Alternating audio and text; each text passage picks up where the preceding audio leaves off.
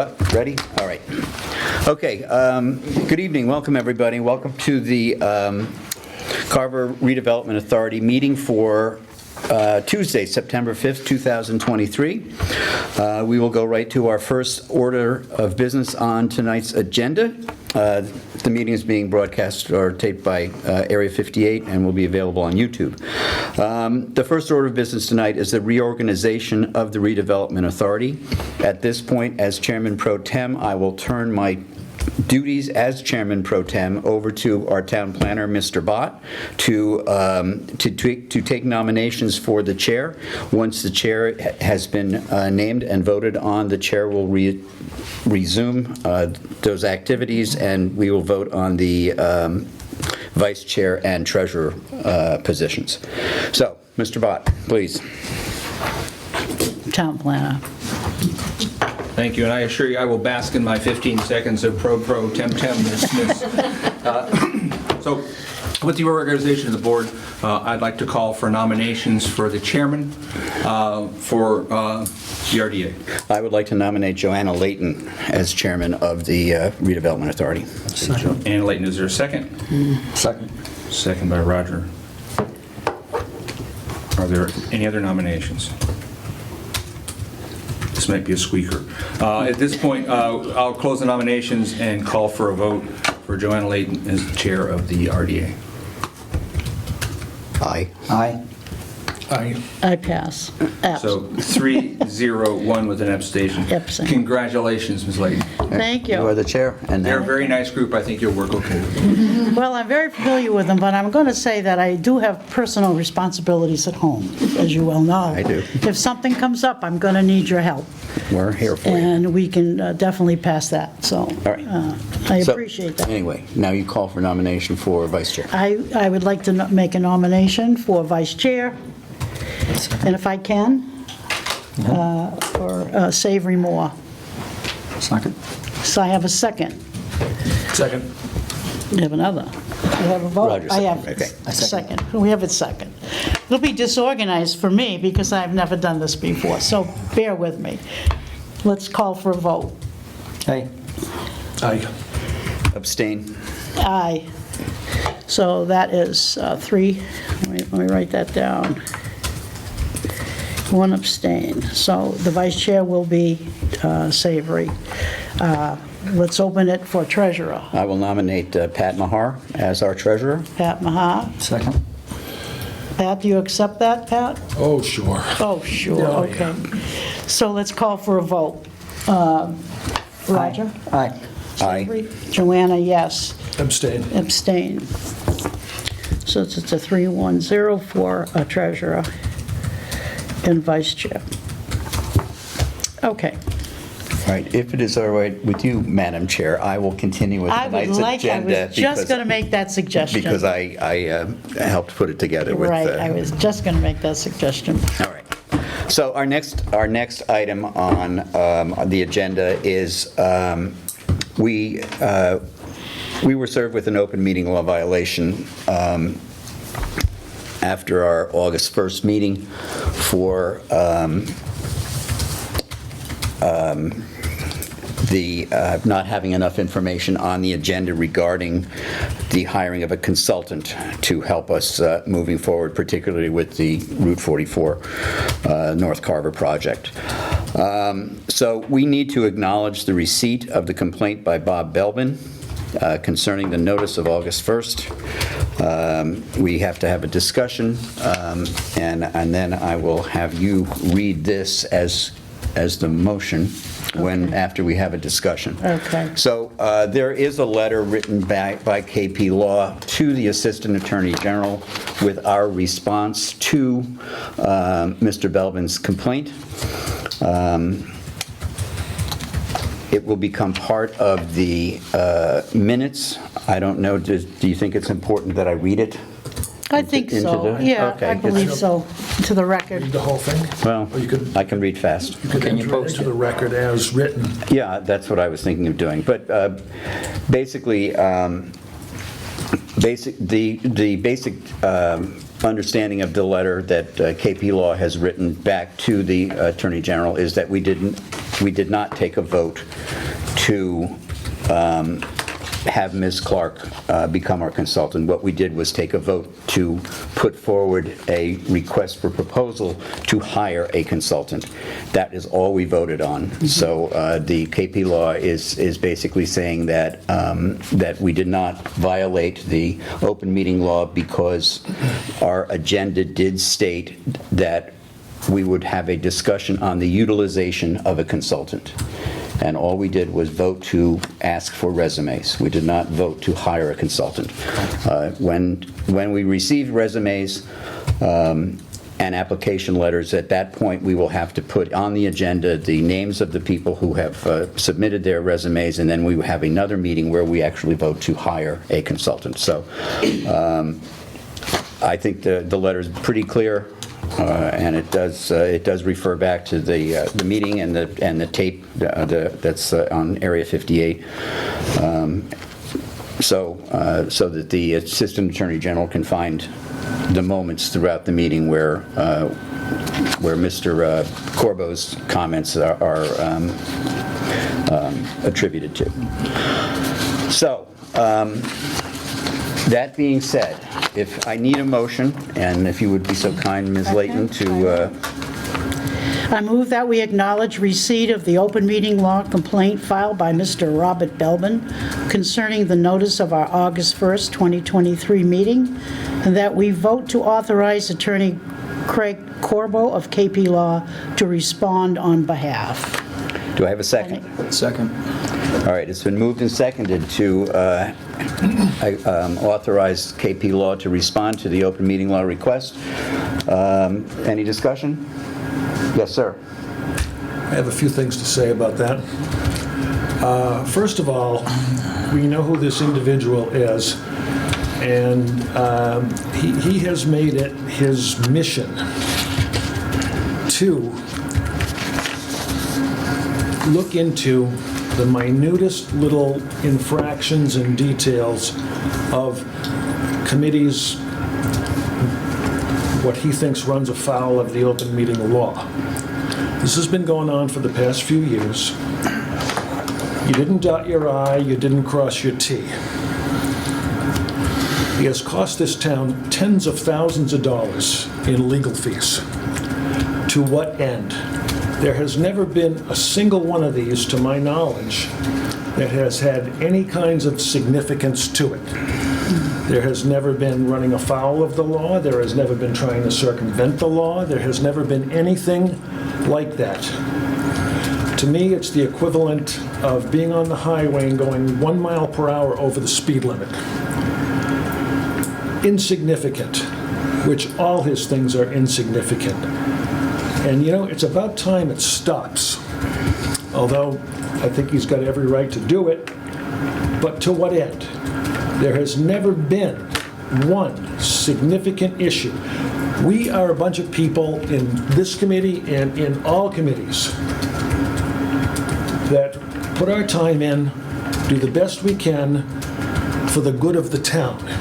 And then we got some individual like him that spends inordinate amounts of time looking at, can I find something? Can I find something? You know, and find, oh, you didn't dot your I. Well, you know, to what end?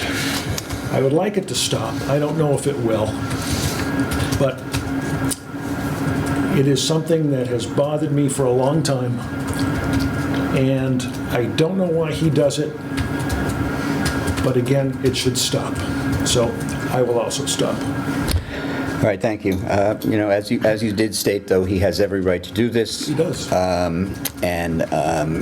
We, not only us at the RDA, but every time he does this, the town has to spend money with KP Law to answer it. This is Dozens of times. This is a 3-page letter back to the Assistant Attorney General, which cost, well, in this case, since it's a Carver Redevelopment Authority, even when KP Law is used, when they send an invoice back to the town, anything for the redevelopment is set apart, and the redevelopment does pay for that. So this is not, in our particular case, on this complaint, the town taxpayers are not footing the bill. Comes out of our account that we have from selling properties and all the other income sources that we have as the RDA. But still, he has the right to do this. I think that the letter that will be put into the minutes as part of our answer is sufficient enough to probably once again have him not win the case. Doesn't win any of them. So, Well, he has the right to do that. Go ahead. if I may, Yes. I don't necessarily agree with him on this particular issue. I do like a watchdog. I do have to say that I do like them when there's somebody out there willing to open their mouth when they feel there's a position. And in this country, we're allowed to do that and argue our points. So whether I agree with what he did, and we're being checked for our, the checks and balances, I agree with that process, and I believe it still has to occur. I've engaged with Mr. Belbin a few times on issues, whether I agreed or disagreed with him. He stands his ground that he feels something's wrong, and there are people behind him that agree that there is. But as we've stated many times, go on the website, contact any one of the members, ask questions, come to meetings, and state your voice. To do it behind the back,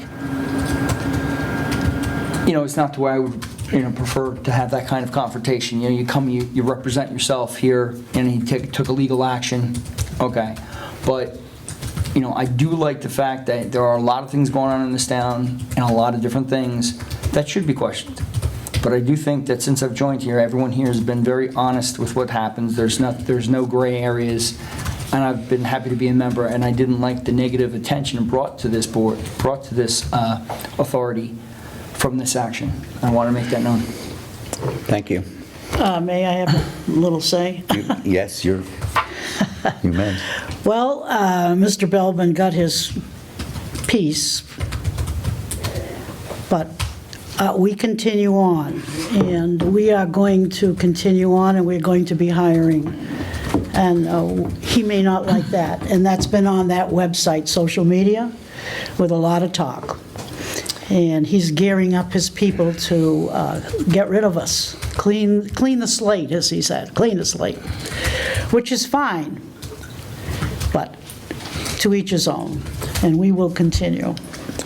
And we work well as a board, and I'm just hoping that the next person that comes on board works as well. So, to what you said, hiring, there was a question about that. Is it a volunteer position? Is it a paid position?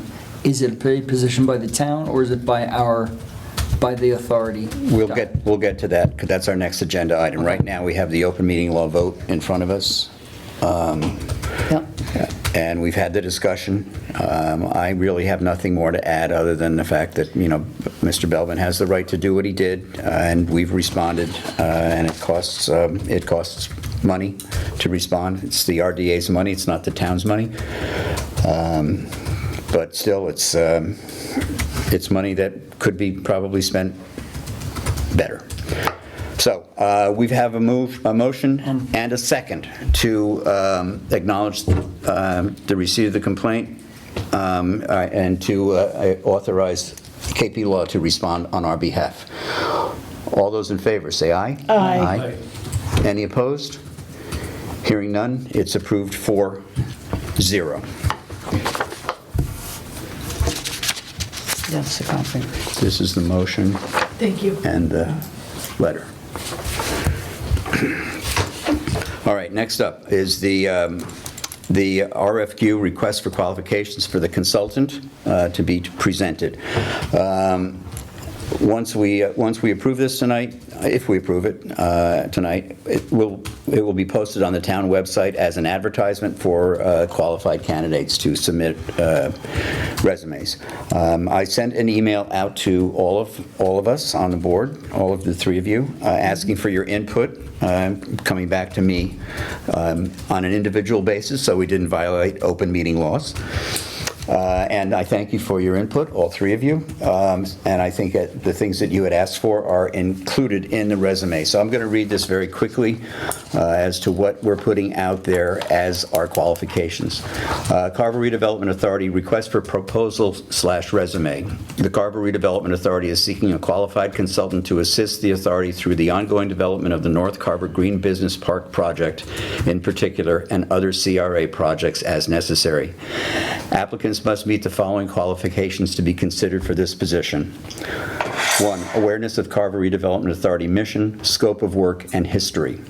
2, experience in either real estate, town planning, land use regulation and law, or other property development fields. 3, municipal experience with local government departments and boards, including financial aspects, bylaws, and preparing for annual town meeting. 4, specific familiarity with Carver zoning bylaws, particularly as they pertain to the Green Business Park zoned area. 5, full understanding of the steps involved in creating and following through on an urban renewal plan in Massachusetts. 6, knowledge of the local real estate environment, both residential and commercial. 7, ability to read and understand plans, site, survey, engineering, infrastructure, building, etc. 8, time and availability to conduct extensive research on behalf of the RDA on the projects for which he or she is engaged. Any interested person should submit a letter of application and a resume to rda.contact@carverma.org. Please include desired salary.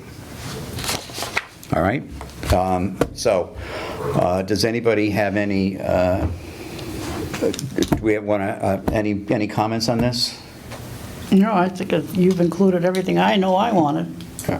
I believe it, yeah, it's got everything.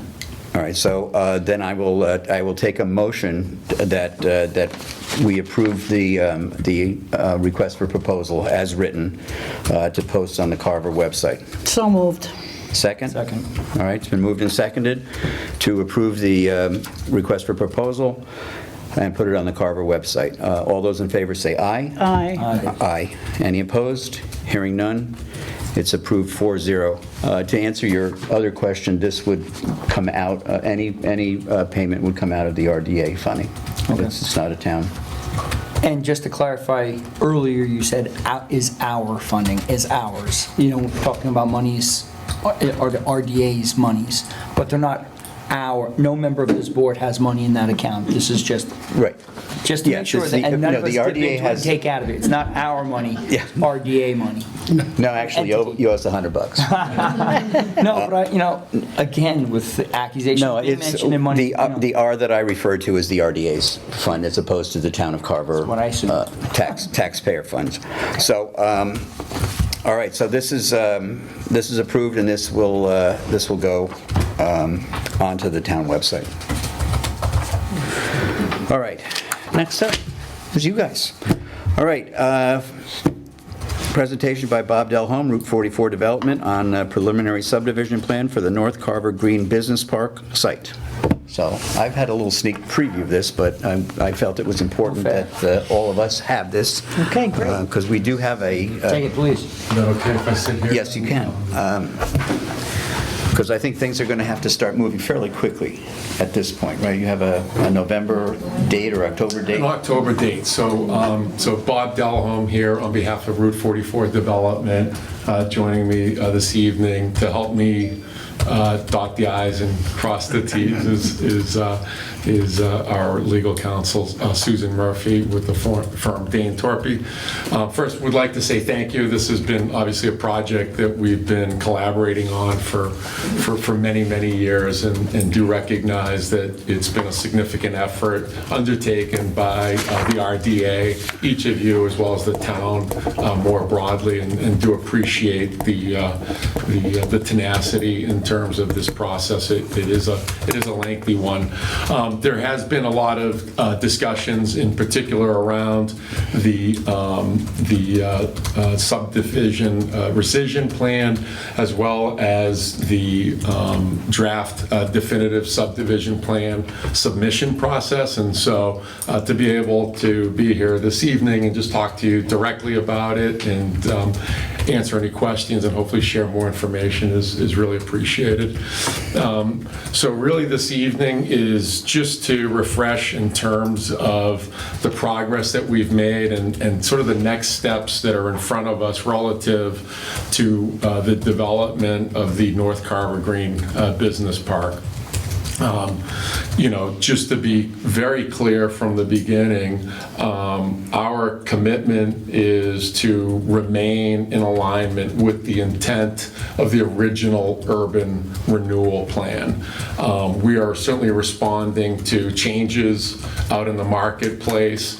There was a recent statistic we had, I think all of us were excited about the Hillwood opportunity and the prospect of them coming into the community with the resume and qualifications that they brought. And I think we're all disappointed that they were unable and we were unable to find a way forward. And that's a result of the marketplace dynamics. Anecdotally, or as an aside, it's worth noting that a recent CoStar statistic identified that 79% deal volume on transactions of that size are down 79% currently compared to the last comparative period. So, that is the environment that we're in. So just wanted to put that out there and again, just restate the commitment to being a good partner and continuing to collaborate with the town through the RDA in implementing the plan as outlined within the urban renewal plan. So with that, the urban renewal plan did identify Route 44 development. We're the primary landowner and we are the redeveloper. We did enter into a redevelopment agreement or a development agreement in April of 2016. Since 2016, just to recap what has occurred, we've completed a total of 16 parcel acquisitions. All of those parcel acquisitions were done in the spirit of what had been communicated with property owners in the footprint, and that's that there was a willing seller and a willing buyer, and we were able to get to commercially reasonable transactions and got to know a lot of the community members along the way.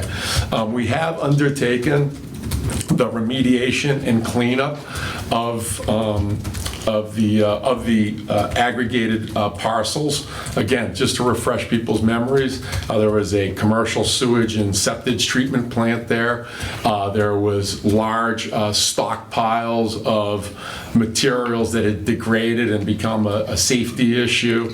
There have been impacts to groundwater from both on-site sources, the former septage treatment plant, as well as off-site sources. On the site, we implemented actually the first cap, I believe, of a PFAS impacted area. We'll be filing the completion paperwork with DEP this fall, so we're very proud of undertaking kind of that initiative and that we were able to find a regulatory path forward to achieve closure. The town, with MassWorks funding as well as funding provided by Route 44 Development, has now completed the relocation of Montello Road and now with the new section of Green Parkway. So we have been exploring just sort of alternate development options for the parcel since the failure of the Hillwood transaction to materialize. Just and to be very clear on this point, subdivision of the land has always been contemplated by the urban renewal plan, and I'm looking forward to just being able to show in direct comparison the plan that had been laid out in the URP that was approved and the current plan that is being drafted in support of the definitive subdivision plan filing. Also would like to just highlight that within the urban renewal plan, strategic subdivision of the land as an essential activity to achieve redevelopment has always been contemplated. Susan, thank you for helping me with that language. And the direct terminology out of the urban renewal plan is that the assembled site will be subdivided into new parcels that will reflect the optimal use of the site as a whole in the context and demands of the marketplace for prepared land. So everything that is being undertaken today both in the rescission process as well as advancing the definitive subdivision plan had always been contemplated within the urban renewal plan. So exactly what is underway today had been contemplated since 2016. And I feel that in some of the discussions to date that hasn't necessarily, those dots have not necessarily been clearly connected. So the process that we have been going through in terms of advancing the subdivision plan in its current format as well as the rescission has always been a part of the urban renewal plan. So just to refresh what those steps were. So in order to advance the URP's concept, and the URP is the urban renewal plan of the strategic subdivision, here's what we've done. We've filed the rescission plan with the planning board to rescind that 1990s approval of Park Avenue. And that was really done in order, as you've heard, to create that clean slate.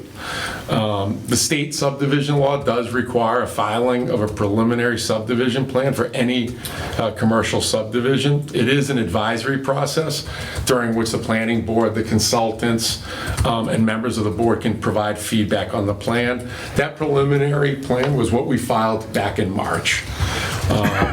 The definitive or the final subdivision plan has to be submitted within 7 months of the preliminary plan being filed, and therefore we're targeting a filing in October.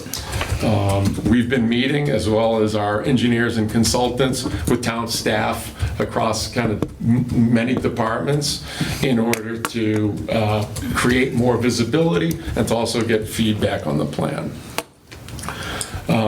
I'll pause there and before maybe sharing the boards, just see if there's any questions or anything that I might be able to add that would be helpful. I have, Go ahead. I have a question going back to your, and it's really more informational for me, not specific about this project. But you had mentioned that CoStar had said that the type of project that Hill was doing was down 79% Yes. from the last time they checked. Did they give any reasons for that? Is it market? I think it's a few different things. I think I think that the warehousing and distribution center model is sort of rethinking its approach to very large million square foot plus primary distribution centers, then going to sort of last mile distribution centers. So I think that there had been a lot of construction of that type of space. So I think that contributed to it. I think also the lending and the inflationary environment that we were in, and as well as having to underwrite, what can be a fairly lengthy permitting process, if you will, just created more risk. And so the situation that we collectively found ourselves in with that transaction not materializing actually is more of the norm, in particular around that fourth quarter of 2022. So just being active in the industry and just anecdotal in nature, we saw a lot of transactions not go forward under terms and conditions that had been previously contemplated. All right, so they're looking at this more as a long-term change in what people are looking for, as opposed to something that's cyclical and would come back. I think so, and it could be a bit of both. And I think some of the driving dynamics behind it, candidly, is probably a little bit more of a sophisticated view of the market and the economy that I can probably bring to the moment. But I would say that what you've laid out and that thinking is reflective of kind of how we're seeing the market and what our advisors have shared with us as well. Okay, and you're using that information kind of to gauge on what your future plans are. Exactly. Okay. So we think it's an amazing site. So much effort went into programming it in the way that we've laid out. We've invested, like the town has, significant resources, time, and capital towards advancing a development that aligns with the urban renewal plan. And so obviously we are very committed to what happens in that footprint. There aren't a lot of sites like it in Massachusetts. And so we think it's really unique. That being said, there has not been, compelling interest as of yet in terms of a building that is 1 million square feet or greater. And I think part of that is the market conditions. And I think that there's a mindset to sort of hold off. And I've heard it said a lot within the CRE, the traditional kind of commercial real estate development community, that there's a lot of sort of hold on until kind of 2025 and see what starts to materialize. So it is a very unique site. I think it certainly has some challenges, and the market has certainly shifted. But we think that right now it's a great time for us to undertake the process that had always been contemplated, and that's really the subdivision planning process that we're going through now. Okay, thanks. I have three pieces. The town meeting in 2021, as you well know, with Hillwood involved, was significant changes to the Green Business Park. Right.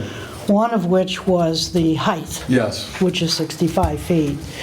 Just to be clear and let everybody know who's listening out there, that you did file the subdivision plan. Sure. Shall is the word of the law, and the planning board, whether they accept it or not, you held fast all those changes. So the town today has the 65-foot height still available. Yes, I think there was a number of different property owner filings probably within that time frame. And our understanding is that by filing at the point in time that we did, that we then preserved what had been voted in that 2021 town meeting. Okay. The second thing is, I listened to one of the meeting, probably the very last one that the planning board happened. Kind of irks me to watch that, but anyway. Park Ave, she presented a change. They wanted to take Park Ave out and retitle it. So now you have just this open space. And I can understand that, because that would probably hold you fast to a kind of a subdivision plan that you don't want to be held to. Is that how? It is, and again, that had been, contemplated in the original urban renewal plan, that essentially we would want to create a unified parcel. If you recall, the original parcel that Route 44 initially took ownership of was the former Route 44 gravel and sand operation, which is roughly about 135 acres within the North Carver urban renewal plan footprint. And then subsequently, I think we did roughly 16 parcel acquisitions to then create that uniform space to fit within the North Carver urban renewal plan. Again, all contemplated by the URP. And then when you have, essentially the 17 or 8, I'll get my parcel count wrong, I'm sure, but let's just say the more than 15 parcels individually, the intent of the subdivision rescission plan is to create a unified parcel configuration. There was... And I can add that as well. Park Avenue, as that had been approved in, I think, around 94, 95, it had never been fully built out to the subdivision standards. So it was on a plan, recorded at the Registry of Deeds, and it shows up on the assessor's records, but it didn't really exist. And so working with the planning department, it was, again, similar to what Bob said, let's clean the slate, get rid of kind of this paper street in effect of what it was, and come back with what was really intended under the urban renewal plan. Okay. The other thing is, when Hillwood was at the near end of the project, they went out and hired an engineering, so it was one big piece. So it didn't have all those little parcels. I was so overjoyed. Sharon always said, Joanna, you're getting your wish. But anyway, I'm wondering if you are doing that so we don't have all these little parcels, because when I watch the planning board meeting, when they have to say this parcel, that parcel, this parcel, that parcel, this parcel. So do you have it in your plan to do what Hillwood was doing? So that's exactly what we're doing, is creating, essentially, I'll say, clearing the slate and then introducing a new definitive subdivision plan that aligns with what had been contemplated in the urban renewal plan in terms of this process. So there isn't really anything that we're currently doing that hadn't been already contemplated in the original URP. So I think that question, and I can wait, and I don't want to, I want to make sure we take the time to answer these questions, but I think in sharing the boards that we have, and I also have paper copies, will be helpful too. Okay. One last question. Please. I was excited when Hillwood was coming aboard, mainly because they were offering our town a $7.2 million That's right. contract for all the departments, the fire, the police, and the ambulance. Yes. What you're doing now? Breaking it down to a smaller kind of distribution. Is there any taste? Do you have some connection back with Hillwood to say, okay, economy's this way and we realize certain paths are being taken, and what about this plan? Yeah, I think lines of communication are still open. I mean, Good. they're a I think a very reputable firm, and I think in terms of the range, and there's I think we're fortunate that there's that industry in that vertical development. It's very sophisticated, and there's certainly a group of best-in-class firms, of which I would, I feel that Hillwood is certainly one of them. Yeah. And there's certainly others as well. And a lot of those community benefits, we got excited about those as well. And they were linked to a project, and I think that there's also been a lot of confusion around a plan, a project. Mr. Bott has done, I think, a really remarkable job providing an overview on in a very consistent manner through this process. And so a lot of those benefits really were linked to a project. Right now, we're simply moving through the subdivision plan filing process, and it's not linked to a project. Right. Well, I just wanted to say. Absolutely. If they still have good taste in them to come aboard. I think even though, as far as we got with Hillwood, I think that, to keep the left and right apart, that was never a project, it was always a proposal. It was always it was a potential. Potential. Yes, They right, all but began with P. They all began with P. Right, but we Yeah. haven't had a project yet. That's right. We've had a proposal. Yes, thank you. No, that's a. Because I think that's where, a lot of people get tripped up. Yeah. Well, you That's had a project, now it's gone. No, Yeah. we had a proposal, we had a potential. Yeah, thank you. I would agree. Yeah, great. Well, you got all mine. Yeah. Pat? Just to kind of compound on this, and I had mentioned it to you the last time that we were here quite a few months ago, saying that, the development of a project or projects is going to be what it's going to be. And we may have less control over that as to exactly what it is, but one of my biggest concerns was, as Joanna said, the $7 million worth of infrastructure, equipment, hiring, and so forth that was just so beneficial to the town to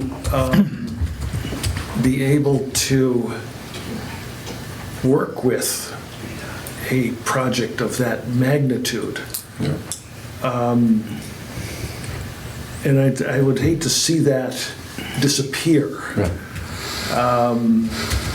And to me, it's kind of because we put so much effort into it, particularly the fire chief.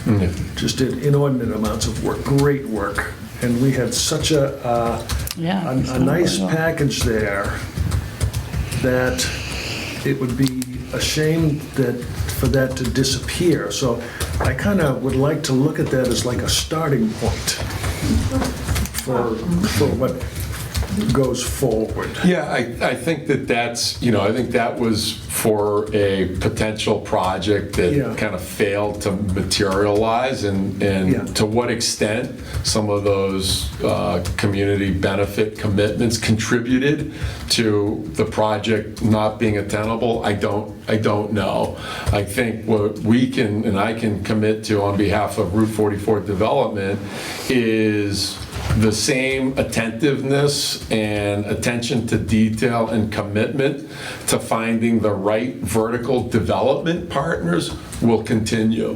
What that will yield in terms of project-specific community agreements, I don't know.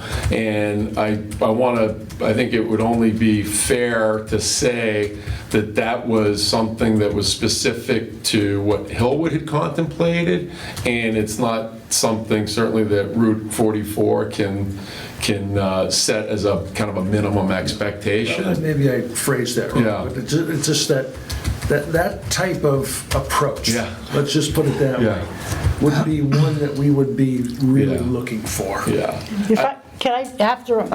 I wanted to add to that and to reinforce what he's saying, what I initially said in Easton. When I spoke with the select board, there were several people here from Plimpton, they said we were very lucky. They only got from Cisco $250,000. And when there was problems, they took it back to them and they said, oh, sorry, not our problem. And so all the more reason to reinforce what he just said. Yeah, if I may. Yes, I'll just please. Kind of, I'm not going to repeat what Bob said, but, if you think about the scale of what Hillwood was going to build, they anticipated a significant amount of revenue. They had that to offer because they were going to be making multiples of that, right? Because of the scale of what it was. And to Bob's point, once they realized, hey, we're never going to get this out, we're never going to be able to build this and have that tenant come and have that revenue, then all of it together, the cost of doing that project, the cost of all the public benefits, was a lot of what played into why they walked away. And now when you're looking at, and you'll see, I think there's maybe 4 or 5 smaller parcels being proposed, you're gonna have smaller, maybe a particular business that wants to come and just build, and maybe they're a big company, but maybe they're just a local business, and they don't have the resources of a Hillwood. So, and they're also, the chance, I mean, I don't know, we don't know, because as Bob said, trying to find where the interest is, but the likelihood of on a much smaller parcel of having 65 feet is probably much more unlikely. So pretty much all of the things that Hillwood was kind of, that donations from Hillwood around are kind of, the project's gone, so all of the kind of support and reasoning behind that agreement are gone with it. And I think that's why Bob's saying, we gotta just take it one potential user at a time and see what their impacts are gonna be, and then, measure it from there. I think that's well put. I think, Pat, I understand what you're asking, and I think that, again, I think we view our role as the redevelopment partner to the RDA and to the town as also being stewards in terms of really being disciplined around the right vertical development partners. And so I think that came, and although it didn't materialize as we had hoped, I think that Hillwood sort of represented that, and we're going to continue to take that disciplined approach of saying we really have invested collectively, the town, RDA, and Route 44 development, to create the best project that can be here to meet the original intent that had been laid out in the urban renewal plan. And that will continue. The market conditions right now, certainly a challenge. The definitive subdivision plan that's currently in a draft format or a preliminary format, I think is giving us the flexibility for a multitude of uses, and it's not necessarily blocking out or preventing the opportunity for a larger footprint development, that if the right user comes in and they say that's where we want to put our larger building that was like a Hillwood type format, this plan can accommodate that. And so that has gone into the thinking to help maintain continuity. I thought that we did a nice job sort of bringing Hillwood into the flow, and then they did a really nice job sort of moving through the process. In order to help with that transition, we then retained the same engineering team and the advisory team that had been supporting Hillwood to then advise us, so that there would be continuity in thinking and programming, and in terms of who the potential end users are out in the marketplace. We wanted to have that continuity there. And so, and Hillwood, to their credit, was also very flexible and said, yes, it's fine, you can engage our engineering and advisory team, and here's the work product. And that was something that had been contemplated, and again, I think that was sort of unique in that relationship. Yeah, as the newest member, Yeah. I was the least involved Yeah. in a huge portion of this whole plan. And it's sad to think of that, because I had to read this really big binder Yeah. on all the things that were in there. I went nuts over it. But the reality is, the town had a golden egg. It's gone. It's done. Now we have to just hope for the best. You took land that was really terrible out of your own coin, invested it, purchased, fixed it, cleaned it, so that this sewage-ridden piece of property that was just an eyesore and garbage, you made it buildable, cleaned it on your own company's dime, That's it. and prepared it to be sold, and you had hopes of everyone making something nice for this town.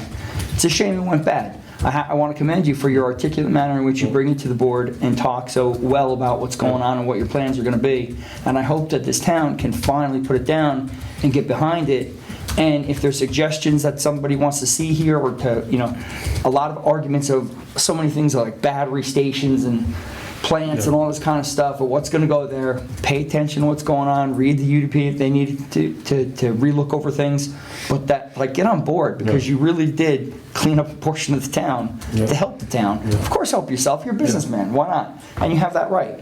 So I hope, everything moving forward, granted, we all want that sweet plan, but moving forward, it sounds like anything you can get with this land, good luck on it. Yeah, we're certainly doing our best, and I think it's, we really look at it as, a triple bottom line opportunity. We have made that, when we made a significant investment in terms of acquisitions, site improvements, remediation, the engineering process that's involved is complicated and timely, and it comes, I would say that the dollars expended have been very significant. The amount of time expended has been even more significant. So I appreciate those comments. Well seen. And, we are, and I think for that, that triple bottom line, our goal was to get a fair and reasonable return on the investment that was made, resolve the underlying environmental issues, and then allow economic development to take place within the North Carver Urban Renewal Plan as it always been contemplated, and we still remain committed to that.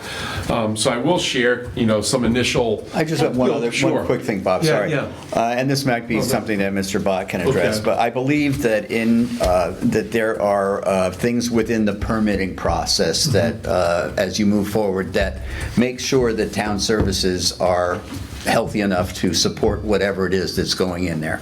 So even though the community benefits agreement, as we saw it and as negotiated with Hillwood, is going away, they're not going to be building whatever they want without some kind of addressing That's right. what's Right going on. now, we are really in the process, now the first step of the process, which was rescission of the prior subdivision plan, is now taken place. So now we're in the process of simply filing the definitive or the final subdivision plan in order to create the town and state conforming plan of those parcels. Each project will have to come in front of both planning board and RDA jointly in order to go through the approvals process. So this is really the planning board process that we're going through now is to simply create the subdivision, candidly, that had always been contemplated within the urban renewal All right, plan. I believe there's a site plan review too, which involves emergency services as well. Correct. Okay. It was neat, and that process of the dialogue has started through the initial TRC, the technical review Right, that's what I was thinking. committee meeting with different town staff and departments from, water to police and to fire and beyond, so. Okay. Great.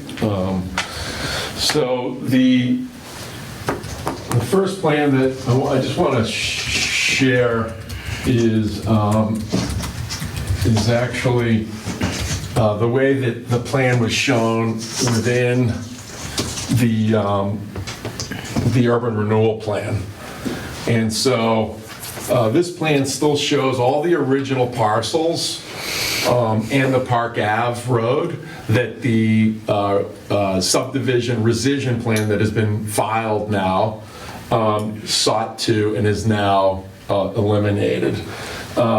So those are all the parcels that you see in the sort of gold, and I'm going to pass around some handouts in a moment. And then you can see what was at that time, 2016, which means it was probably drafted in 2015, of what the intended subdivision plan roadway would look like. So that's in yellow. And just to orient you, I should have done this from the beginning, I know better. This layout shows Route 44 on the bottom of the plan. It shows the Plimpton-Carver town line at the top of the plan. On this boundary here is the Carver-Middleborough boundary. And then this is Route 58. And at the time showing what was then Montello, but even then contemplating kind of a new access. So you see that in the yellow.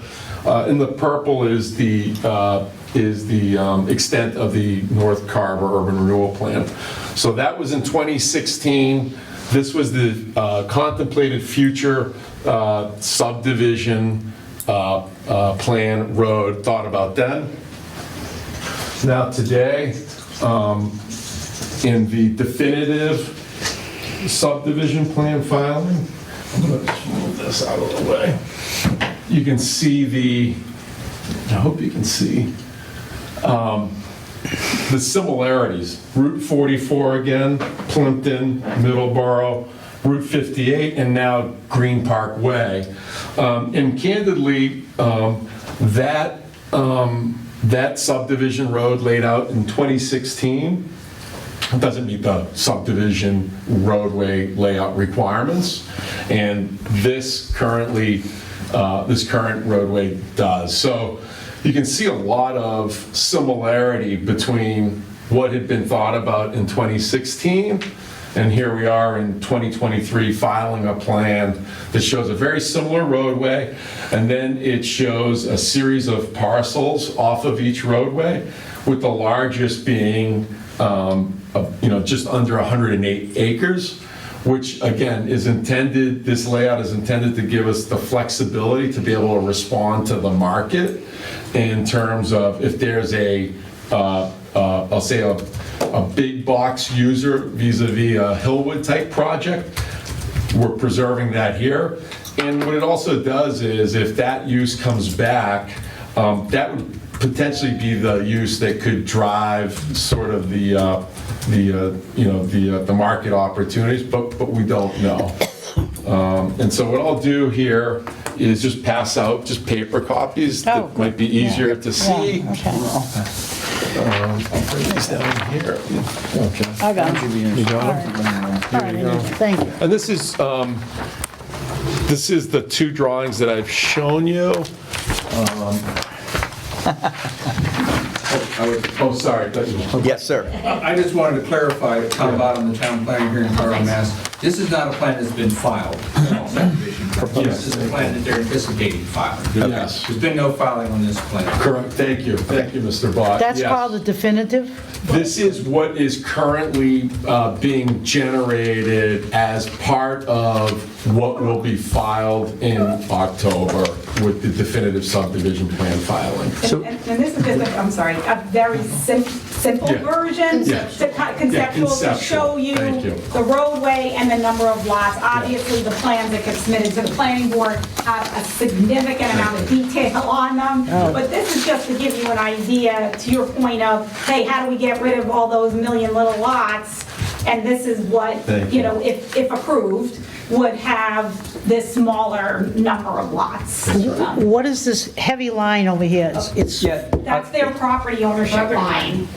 right here. The black line. Property The line. black Oh, one. yes, that's where, that's the limits of property that Route 44 development owns. So the urban, the North Carver Urban Renewal Plan footprint is larger than the holdings of Route 44 development. So as an example, I think this is, there's a retail plaza over here. Oh, that in here yeah. is That is- those that- two front lots. That's That's that the cranberry box. So that is part of the North Carver Urban Renewal Plan, but it's not real estate owned by Route 44 Do you own development. the real estate when you come in from Mass Works, you come in, on the right-hand side, just visual now, Yeah.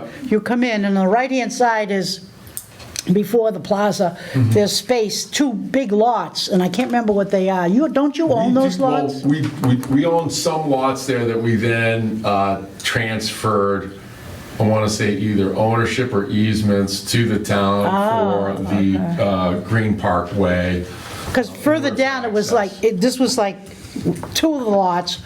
The first one was really good to build on, but then after that, it got water, and it was like it had so much water, but I thought Yeah. you guys had No, both of that's them. not us. So we're, on the plan that you see, we are the, sort of the darker, Yeah, heavier black outline Yeah. is the real estate we own. There is a third, and it just for, again, just in terms of orientation, we laid out, this proposed concept for the definitive subdivision plan that will be going in October with a lot more detail and supporting documentation. We laid it out in this manner just so that there'd be a nice reference to Right, the roadway that had been contemplated in 2016 for the then future subdivision plan filing. okay.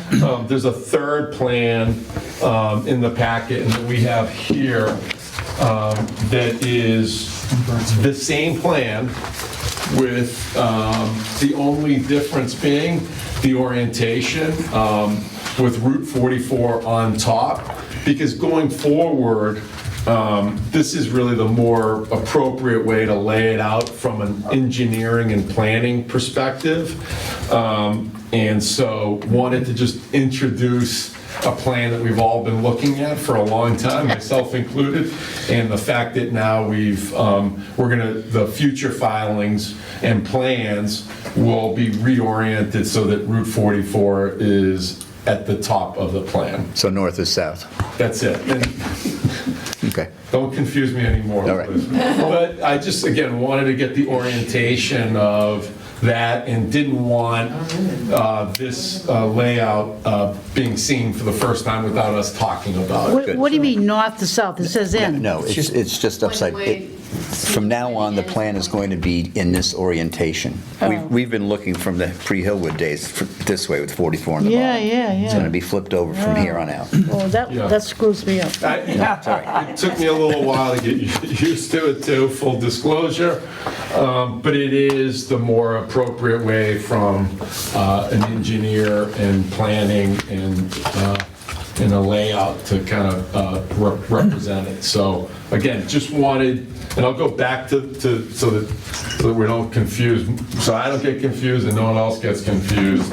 so that it more closely aligns to the original submission.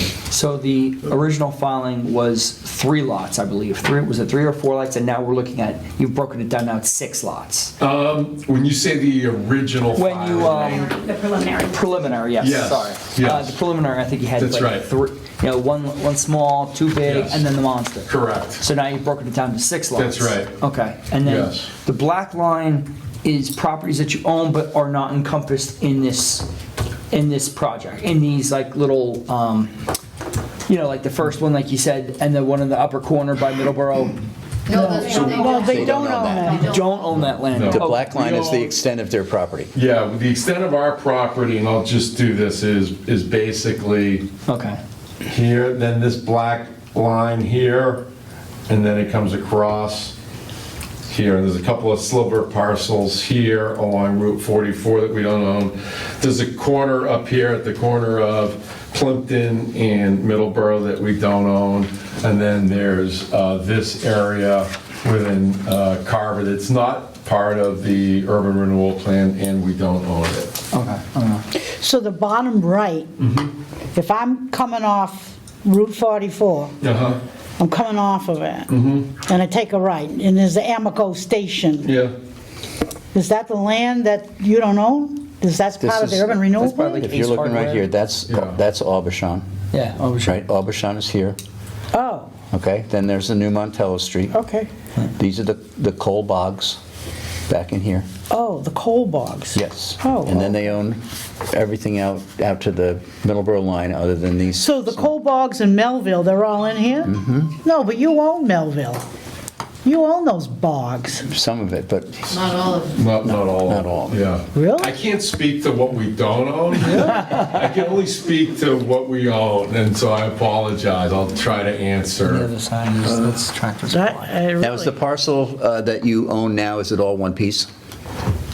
Yeah, well, on the assessor's records. Yeah. It's still, if you go back to the. Okay, it's still, it's all those. That's how the assessors still have it. It's Okay. all of those. The only lots that had been consolidated is when Park Ave had been kind of approved back in the 90s. Yep. It had created a 1 Park Ave and a 3 and 4 Park Ave. Okay. As like, because it was only that little section to the north. Yeah. But everything else was still the small little parcels. Right. But if this is approved and then it goes in, then the new parcels will be The 6. like this, assuming it's approved, then it Okay. would be those. Okay, I got it, thank you.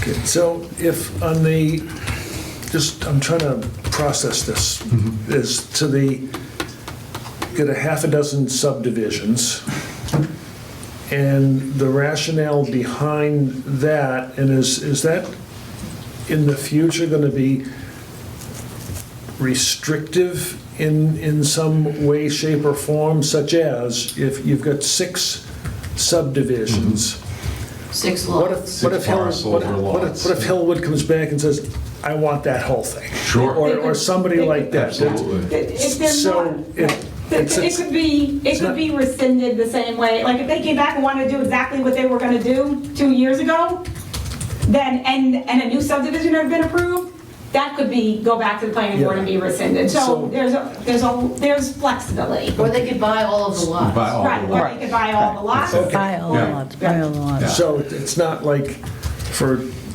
6 different projects. Well, it could Well, it doesn't be. have to be. Well, it doesn't have to be, could be, but it doesn't have to. Okay. That's just so you can market it and start real estate options and have market it so people can go out and say, hey, this is available in the marketplace. I want to buy. I want that one. It is, and it's a process. So that's like This they don't definitive own all this subdivision plan wetlands. process had to take place. It had always been All those contemplated in accordance with the urban renewal plan. what they have. While there's a lull The road out in that the comes in, is that marketplace, the coal knowing company that, road as that we've we seen, there's a know lot about? of discussion, The road and that's coming in. it's a lengthy Yeah, I process to think go so. through.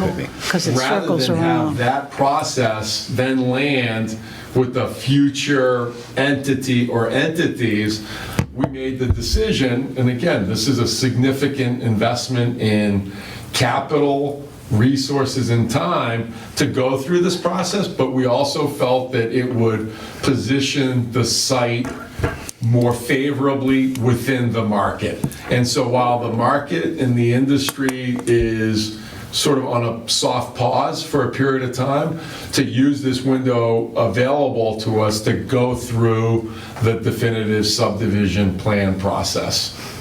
Because if we didn't go through this, and then an interested party was then going to have to go through this again. So we just wanted to eliminate, a Ready to move. 7, that's it. Ready to move. Thank you.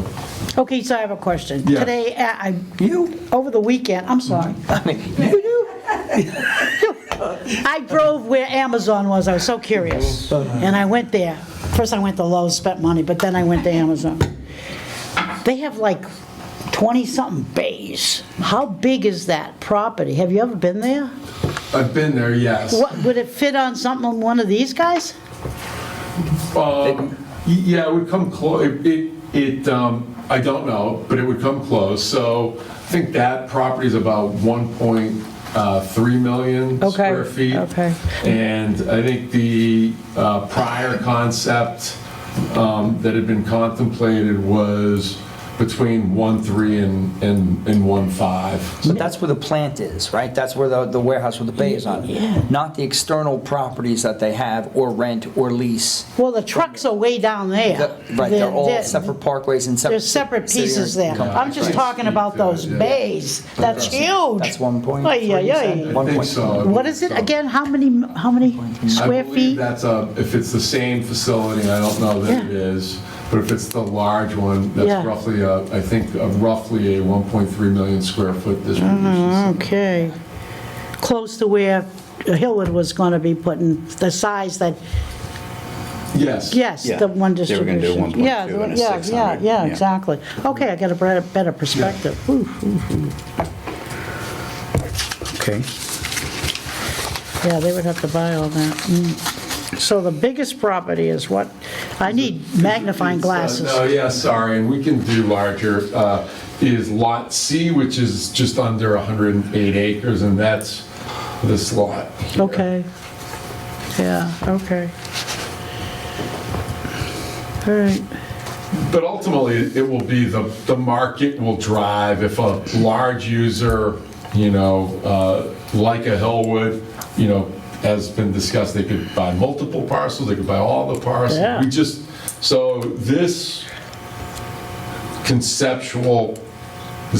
current conceptual plan just tries to lay out a thoughtful program that gives us flexibility in terms of not knowing where the market is going to go.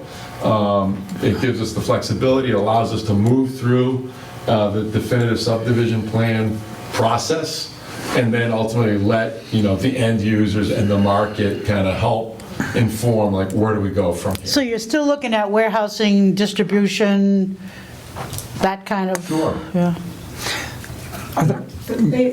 Whatever use is allowed under the zoning bylaw, Yeah, that's what they which I can think was, consider. was light manufacturing, office, manufacturing, and warehousing are the uses that are in the plan. And then also whatever uses are allowed under the Green Business District. Okay. And these 6 lots were split up, basically giving a different number of sizes and options. It was, and part of it too is driven just by the road layout and what is doable, but it was really done just to give us the flexibility. Okay. Yeah, because I see you're going from like 6 acres to 108. Yeah, I mean, part of it is Well, there's a- we don't know exactly what the market wants, and so we have to just lay out something that we think is thoughtful and intentional with, You're just kind of guessing. yeah.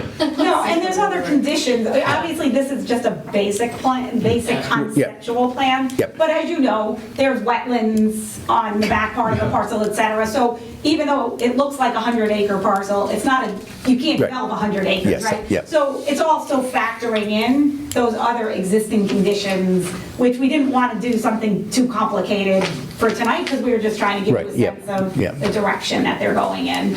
Okay, Mr. Bott. I was going to say, as you well know, nothing's easy in land use business, but the easiest thing on the planet to do is erase a lot line between two lots. It's file an 81X plan with the Registry of Deeds. The second easiest thing to do in the land use business is to create new lots from the frontage that's there. It's an A&R plan. The planning board shall forthwith, within 21 days, endorse a plan that has frontage on a way. Okay. So the lots are just there for today, but the two easiest things in the planning business is to get rid of a lot line, and the second one is to move lot lines around Yeah. after the roadway is been approved. You consider that loop, the roadway, and frontage for every one of those That's what that- properties? Is that how that goes? Yeah, Okay. it looks like the cul-de-sac is the only Yeah. one that's probably not dividable. Is that the Cole property entrance? You know that loop? I've been down there a long time ago, because I've been on this board a long time. And when you guys first bought it in 2019, we took a ride down there. Do you have a board by any chance that has an aerial photo? It's close. No, you didn't bring but them? that's- But now, just based off, like, in my mind, I said to myself, next time, an aerial. Yeah, superimposing this And you know on, what? An aerial with two different perspectives, and I do it's, you do your best to try to anticipate. I think one that's sort of more broad and allows you to really kind of just see it from a location standpoint, and then one that actually is. Here's the one that's in the is- plan, Yeah. right, okay. but that's old. Yeah. That was Yeah. when the plan was. Yes, yeah, we just looked at that, but, I think that superimposing the property that you own on top of something, because we all know where Aubuchon is, Yeah. and we all know where, Where the Cole property is. right. Yeah, see, So- there's the Okay, I see bog. that. See the Okay, bogs? yeah, and It's there's the familiarity with our surroundings Make it that bigger. that help. Okay. and just move your thumb across it. Yeah, okay, that's the Cole property. Yeah. Okay. Just to be, Susan did remind me of something, but I don't think it's the property. We do own some additional parcels outside of the urban renewal plan. Okay. You do? But I don't believe they're the parcels that you were referencing. These were the former Webby parcels. Yeah, that those are the were- guys, yeah, that's what I've been But these were wondering. needed for the, construction of the new Yeah, roadway. so that's why I thought that heavy black you're- line was the Webby. Yeah, so no, you're correct, and thank you, Susan, for pointing that out. So that's not on that map, the Webby. They're not within the subdivision. The subdivision is all, Did you have to give up some of that for the Mass Works when that, I believe so. oh, okay, yeah. Thank you. Thank you. Now, you had mentioned earlier that you'd capped the PFAS. That was the large one in the southwest corner, is that correct? Yes, so. Right adjacent to the, Exactly, so just for orientation, again, this was so there was two different, we identified two different locations that were source areas to the PFAS groundwater contaminants Yeah. that were there. Again, predated any of our involvement with the site or anyone.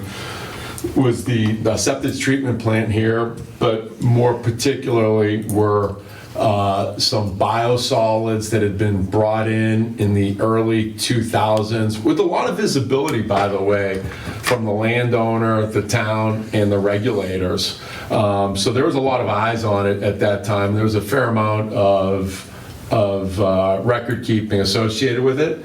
So those materials that were brought in during that time were here, and essentially that was the most significant source area. And there's also some off-site sources yeah, I as know there's a well. plume coming across There's a under plume coming 44. across Route 44. But the capping essentially took place, Saber, you're absolutely correct, essentially down in this area. Okay. Oh, where's the second one? That was consolidated into the one. single Okay. cap area. Oh, okay. And that was a very, much lower levels were detected Oh, there. okay. Have you completed all this investigation for PFAS? So yes, there's been an incredible amount of data collected. We've really benefited from the involvement of the environmental professional that we engaged, the licensed site professional is Jim Bagley. And Jim he's an absolute expert on groundwater, and he had a long association with the site because of the Ravensbrook landfill site, which had been a source of contamination on this property as well. And Jim had spent, many, many years, maybe a decade or so more, studying it. So when we came on I think it may have been as early as either 2010 to 2013, we enlisted Jim to help us, and so he's been the LSP of record for this site, bringing it through the process. And so the physical work on site has been completed. Vegetation has started to grow on the cap, and so now the final paperwork will be filed with the regulators who've been very involved with this site. Mass DEP Southeast Regional Office is a very active office, and again, with some outstanding regulators there, and they've been very active in this project as well. So, and they're happy with what you've done?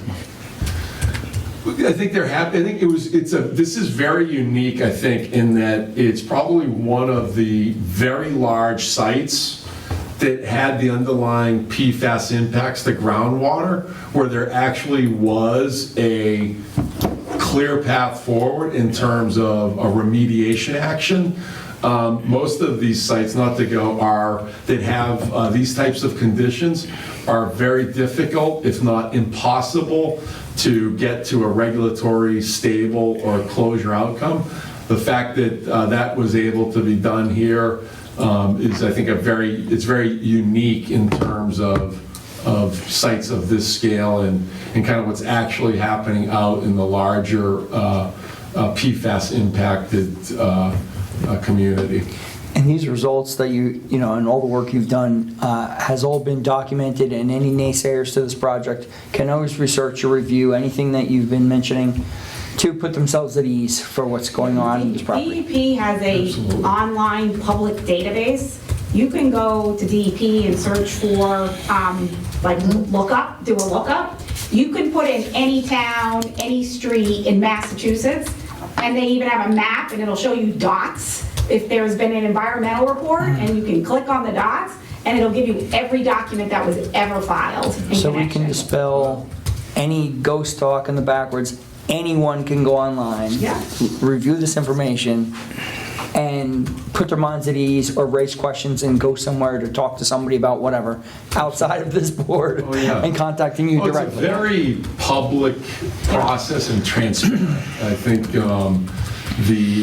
and I think we also benefit that the regulatory framework, although we hear a lot like emerging contaminants of concern, which PFAS is one, the regulatory process that governs how you go forward is really well established and very mature. So you have really excellent regulators, and then you have really excellent environmental professionals, and then it's a fully transparent and public process. And so all of that information is readily available. I think what happens sometimes is, I would say sometimes structure and process and timing makes it seem like there isn't transparency or it isn't a public process. As an example, our filings are going in, the final filings are going in and wouldn't be available today, but once they're filed, they'll certainly be available. But everything that's been done to date is a public document and readily available. Can I just get in the weeds a little bit? I drove there not too long ago, and I know I've talked to you about these houses. Yes. And I also saw the Melville bog, because they don't take care of the bogs, but the house is there. That's right. And it looks like solar's on top of the roof. So, and there's a garage. It looks, I don't know if somebody at some point not too long ago was living there. Who knows? But you own the property. Melville doesn't. We do, yes. And so we've just received our final proposal. And so now we have two different proposals in front of us for two different approaches. One is a proposal to very securely board each of those dwellings. And then there'd be ongoing monitoring. And then the second proposal is to perform a demolition of the structures. And so we have to go through now and evaluate those two different options. Because the one further down Montello is so buried, not really, but it is buried in so much trees and everything. Yeah. I'm just afraid it's going to catch fire, that's the only problem. Yeah. But the Melville one is 61A, you know, that's 61A property. What's the story when you have a cranberry bog that's been 61A for so many years and you took it over? What is your responsibility? How does the town, you know, I don't know, can you just do what you want with a cranberry bog and kill it? Yeah, if it's not actively, I mean, we're not in the cranberry farming or production business, so we're not using it for that intended purpose. I'm not sure, I think I know when you reference 61A, but candidly, and we've seen this a lot, I think we don't envision those bogs being operated in the future as cranberry bogs, and we've seen what I think is an exciting opportunity to actually allow a lot of the natural restoration to come back into place. And again, I think that would be part of a future potential project. If somebody buys that corner property down here and decides that they're going to put some kind of a business, well, they're just going to bulldoze the cranberry bog right up and out. Yeah, I don't think so. Okay. I think there's very strict regulations around that. Well, I'm kind of wondering, because there's water there, because, you know, all that. And when the prime of the PFAS came in, I've been in this town 50 years, when that PFAS came in, that bog owner went crazy. My son rented that property in 2014. He wouldn't let him take a bath, a shower, or anything, and he brought in water, and oh my God, it was crazy, because it came from across the street. That's right. And it came right to him, and all the way most of that coal property as well. So that PFAS really had everybody going crazy in this town. Yeah, I think some of the prior, it was some different contaminants that were being monitored and regulated that were, again, we were down, we had down gradient property status from the Ravensbrook landfill. That was some halogenated solvents Yeah, it was bad. at the time. But, you know, PFAS is a prevalent compound now in southeastern Massachusetts. As a regional, it's particularly challenged because it is largely, as many of us now know, from the mosquito control and spraying. So, but in terms of like the future, I would say there's a regulatory framework that when the projects come along, there'll be a permitting process. Okay, yeah, because this. In addition to the planning board, you have the conservation commission, you have the board of health, the whole town, all of the town boards Right. that do permitting. I mean, my son lived there for about 2 years. We had a lot of parties. It was really a lot of fun. Well, to answer your question a little bit, I believe that those cranberry bogs are called wetland bogs. They're natural bogs as opposed to upland bogs, which have been purpose-built. Oh, okay. If they're wetland bogs, they're protected forever. And whether they are producing bogs or not, if they go back to nature, they are still protected as wetlands. So, do you know the classification he's talking I about? believe that I believe those are wetland bogs. Oh, okay. Yeah, and there's a plan that's been developed that's showing all of the wetlands, so that's going to be shown on the subdivision plan as Okay. well. Oh, that So it's all- ought to drive the planning board crazy. It's all part of the review process. I know everyone's pretty much close to this. I just want to get down to one last question. With all the obstacles that have come to this property, with all the things you've had to do to make it buildable, is there any option that, like, let's say you say that people are saying don't develop this land, they're holding signs saying don't develop the land, keep it natural, it's beautiful, just ride my horse on it, blah blah blah, motorcycles. Is there any way it can go to like solar panels and like bypass a huge amount of any of the more money you have to pump into it and let it like generate something, make money off of it that way, rather than develop it. Is there Yeah, any other option for you that makes sense to do? I mean, we're looking at all options, and really, we kind of refer back to what had been contemplated in the urban renewal plan, and that really is, the game plan, if you will, that we follow in terms of informing the decision-making that takes place, as well as the zoning and what's permissible, and, candidly, what is going to generate an appropriate kind of return on the investment to date. But everything, really follows the urban renewal plan as well as the zoning requirements. So it's going to be built. And Yeah. it's going to be built because Solar you've fields invested were so not- much. Or solar fields were not a use that was included in the urban renewal plan. So, and they are considered kind of an agricultural use, so there is some sort of exemptions in zoning for that. But in the urban renewal plan, that was not one of the, energy production was not one of the uses that was Yeah, contemplated. and one of the goals of the URP is to create that commercial tax revenue Right. for the town, and, Jobs. Employment and and all Jobs, that yeah, jobs. only comes if So I'm glad you have brought that up. businesses. Because that's what the town needs to hear, is it's great to have Greenland, and I love it. I don't like to see anything getting broken down, but eventually towns fall apart, and you need that revenue to come in to keep the town together. Oh, yeah. Of everywhere in Carver, this is the place to put it. this is the place to put it. Yeah, So- there's no question. Place for what? Commercial. Oh, yeah. Yeah. I thought you were going to say solar. I'm going, what? No. Thank you. So your next step is to finalize this and then present to the planning board? Is Right, that your, So it's going to get filed sometime in October. Between now and then, there'll be a lot of back and forth with the planning department, some, meetings with Mr. Bott to kind of make sure everything's on track and all the i's are dotted, t's are crossed.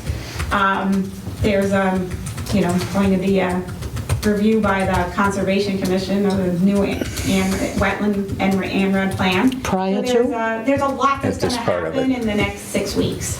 okay, is It's gonna be a planning, Busy 6 weeks. is planning first? No, it's coming to you, the ANRAD was filed, right? Yes, I think that last Thursday. Okay, for conservation? Okay.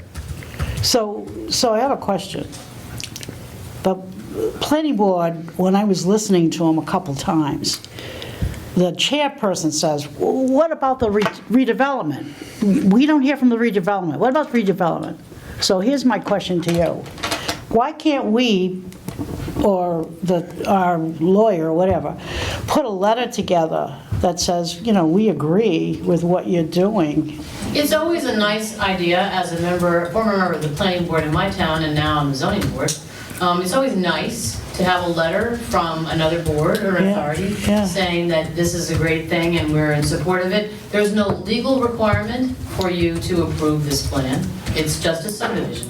And that was in the urban renewal plan all along. Okay. As that was going to happen. So there's no formal approval that has to be done by your board for this subdivision plan. Okay. But sending a letter to say, we've looked at it, we've had a lovely presentation, we think this is great, and it makes sense to us to clean up all those little parcels. Yeah. And it was in our plan that we should be cleaning up all these little parcels, that we would say that it's a great idea.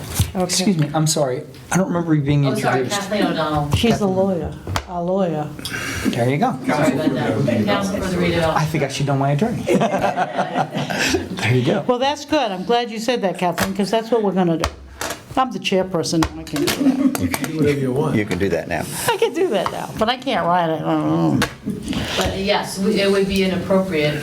Okay, I like that idea. Because they're always asking. That's how they are, pushing. No, I think that since there's so many, it's like an octopus, Yeah. right? There's so many pieces to this that I think it's hard. I mean, I know It's a lot to this, keep track of. Yeah. your board has discussed it at multiple meetings. Yeah. And I know you've all discussed it among yourselves, Mr. Vots kind of walked you through it. I think that there's a lot here to absorb and understand, especially if you're kind of newer. I know you've spent a lot of time poring over it. And I think for the members of the planning board, there's a lot to sort out as well, so. I know a question that's been on the planning board's mind a lot during this whole process is, does this constitute a major change? Oh, that's a good question. It does not. Okay. Because 'Cause that's it's what not we felt. changing anything. As you remember, earlier on this evening, we talked that there's a difference between a plan And a and a proposal. project. Right. And there's no project. Okay, good. These are just dotted lines on paper, Yeah, Right. this is just, and you're just moving around the. geometry. And Bob quoted from the urban renewal plan Yeah. at the beginning of his Yes. presentation. Yep. It's on page 37 if Yeah. anyone wants to look, which basically says that a subdivision of the land is contemplated. It's like right in there in order to, that reflects the mark. I'm Well, it's paraphrasing. just that you, Right. as you can imagine, and as Roger pointed out, trying to market little tiny pieces of junk and saying, oh yeah, this could be something, is a lot better to have it cleaned up, Oh, yeah. logical, easy to understand. And say, Right. this is my parcel, not 18 little. And it's perfect because people identify who lived here for so long as that's person's property. And this is, no, it's that now. Yeah, it's my fault. Right, but that's a great situation where you're in with a town with a lot of people who've been here the whole life. Yeah. They're looking at it and saying, but that's, and they have personal emotional feelings. It's not anymore. It's a group of We land. hope it to be that, once the plan reviews it. Did you get a date from Concom from Gary? Do you know? There are dates, but he's been working directly with the engineers.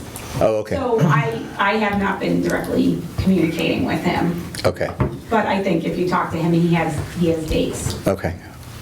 Yeah, 'cause I know our next meeting's we're not meeting tomorrow because we had nothing to do with Concom, but we're meeting on the 20th of September. I believe that may be That is the a targeted meeting, and I Okay. believe there's going to be like a staff. And he's been really helpful as well. Bob, Yeah, 'cause he's good.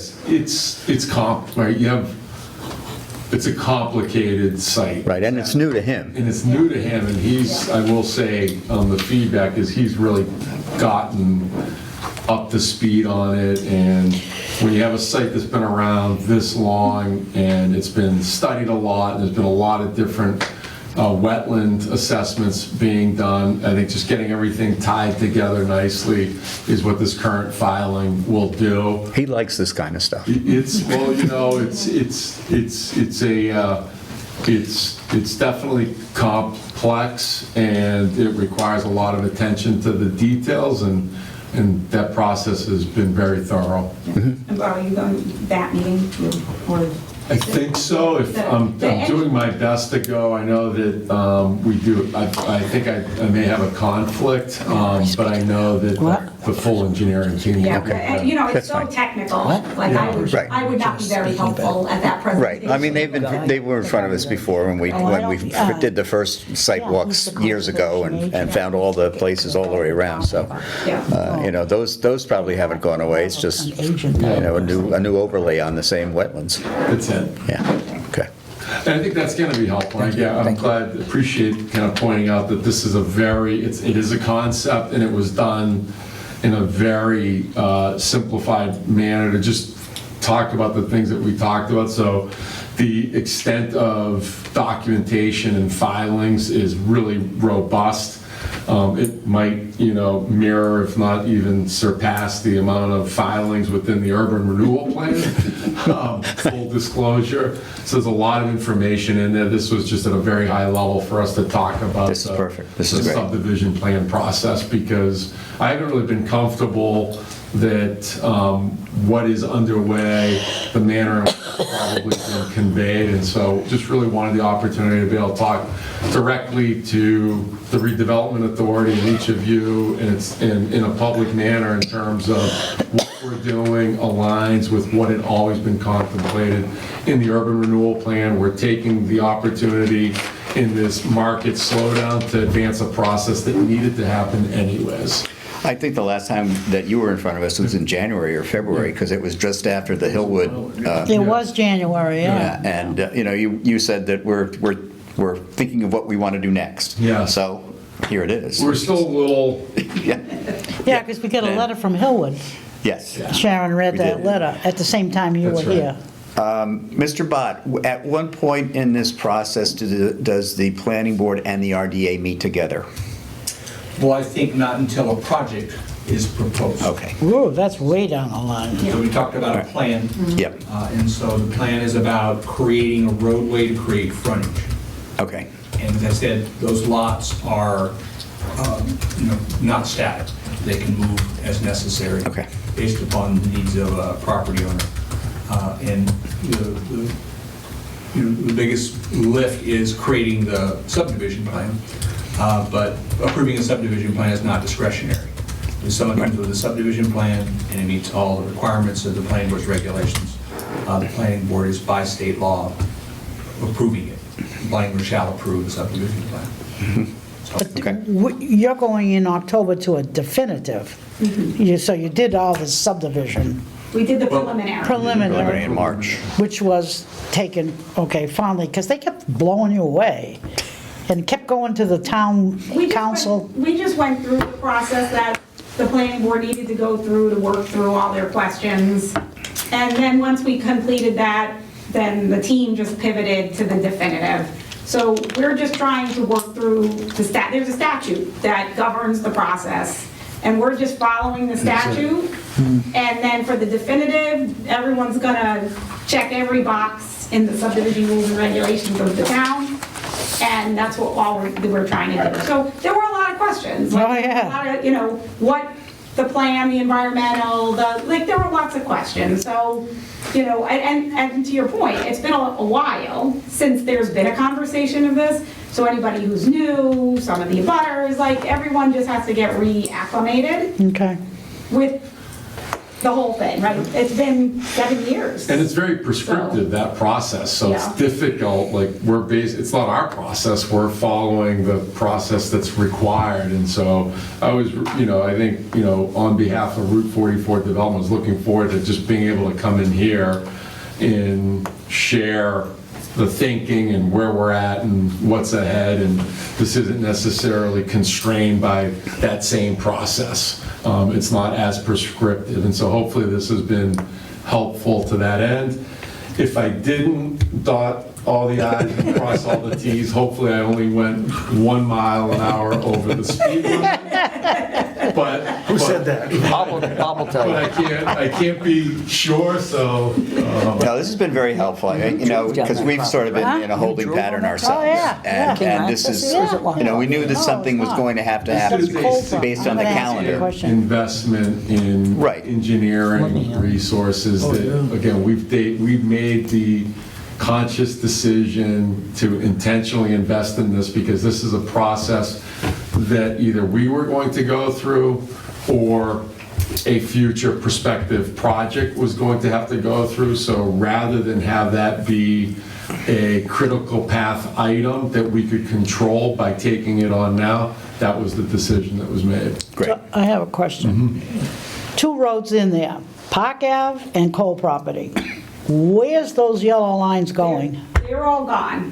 They've been completely rescinded. It's like they never. I know on paper, but physically they're there. No, there's just dirt roads and stuff. Yeah, they're there. Yeah, but, right. They're there. They're gonna be gone, because when this gets built, if this gets built, assuming it's approved, everything that's up there is gonna get ripped out. Okay. And it's only gonna be what is on the plan. Okay. That's it. Will you at that time have made a decision to take down those buildings that, the one that's... At that point, they would be coming down as part of it. The question that we need to decide on is whether to try to do it in advance. And there's a separate permitting process okay, for that. We wouldn't just go and Yeah. bulldoze anything down without. Well, people, I didn't go down the Cole one because it's got these huge, whatever, but there was a guy with a truck. And there's a lot of people, and I'm saying to myself, where the hell is he going? And then I remember I went back to the planning board, and the planning board had people that live there. They live on Montello, they go to Heather's Path in Plimpton, and they were complaining because people were dumping garbage on the Cole, in the Cole Road. Okay. And George was there, not you, George was there. Oh, and Mr. Belbin proved how big he was. And he personally got to Mr. George and asked him to contact the No, Bob and DPW. I were there. Bob and I were at that meeting. George wasn't there. And I think Bob said he would follow up, and you did. Yeah. Yeah, on all of that. Yeah, we So that went and was all. installed some additional gates. We've been in, the Carver Police has also been really helpful, and we try to monitor the site. Again, I think we own in aggregate, it's around 305 acres. A lot of trespassing occurs. A lot of people have used the site over a lot, there's bird watching that takes place, and so we're trying to find a good balance of continuing to allow access while we can, while also recognizing that and trying to act in good faith by allowing that access, you also allow other access to the site, and so we try to strike a balance. But again, it's a 305-acre site, and we do our best, and if something is brought to our attention, we respond to it. I'd like to check And it that's out. what we've done. Good. I just want to. I'd like to drive down there. Well, you can drive down. If you got a truck, take it because they got potholes. I mean, Thank you both for coming in tonight and Yes. giving us a very informational presentation. Okay. That's appreciated. And in my years on the board here, I'd just like to say between the board, between Route 44 and Hillwood, we always had a very professional relationship, and there was always a lot of credibility there. There really was. It was very enjoyable to go through the process, and it's just unfortunate that it didn't culminate. That's right. But I look forward to that again. Yeah, thank you, and we appreciate it. I mean, we do view ourselves, and we are in fact partners to the town and the RDA. That's the spirit and the intent of an urban renewal plan, and we'll continue to be transparent. I think in reflecting, if there's more communication that needs to take place, or if there's different information that you're looking for, happy to provide it, just even some of the visuals, and that was helpful to get that, but at any time, willing and available to come and answer any questions. Thank you. Good. Thank you. Yeah. Again. thank you. Well, good luck with Concom. I mean, even, the scale of that site, I mean, it's, candidly, we went out to a half dozen wetlands professionals, and there's only maybe 2 or 3 firms that really have even the capacity to take that project on. Yeah, So, and it's relatively pretty dry. extensive filing coming in. Yeah, and it's relatively dry. So, all right. Thank you for your time. Thank you. Thank you. You all. Thank you again. Pleasure. Thank you, everybody. Okay, that was good. Thank you, Tom, for joining us. And Kathleen. And Kathleen. Okay, did Wade Street, did you want me to say? We can, that's next, but there's not a lot to report on that. What I can tell you about Wade Street is that that's next on our agenda, so we'll go right to it.